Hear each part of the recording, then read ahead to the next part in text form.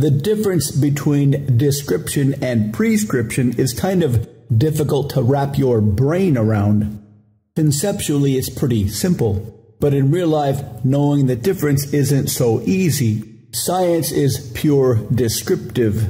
People look at the world and describe what happens. They get more and more detailed, and if they can describe things mathematically, they're on to something. If they can watch the same thing happen in a bunch of different scenarios, environments, they can even predict it, they've got a law of physics. But even that word law is confusing. The government arbitrarily decides to set up a new speed limit at 67.5 miles per hour. They put up signs and come up with fines for people who break the law. But this is a completely prescriptive law, something they said we should do or else. One statement from the laws of physics is that they are always mandatory. Newton's law of gravity applies everywhere and always. Speed limit laws are always enforced, but we only obey them if we think there's a cop with a speed gun hiding behind a tree. When it comes to sales and persuasion, there is also the difference between prescription and description. Prescription is the go-to method for most people to tell people what they should do. You should buy this car. You should buy this house. This takes a lot of energy. This is very frustrating. This is why salespeople get so burned out, because nobody likes being told what to do. Sure, if you tell a little kid to eat his ice cream, he'll probably comply. If you tell somebody who's madly in love with you to kiss you, they'll probably comply. Telling people what they already want to do is easy.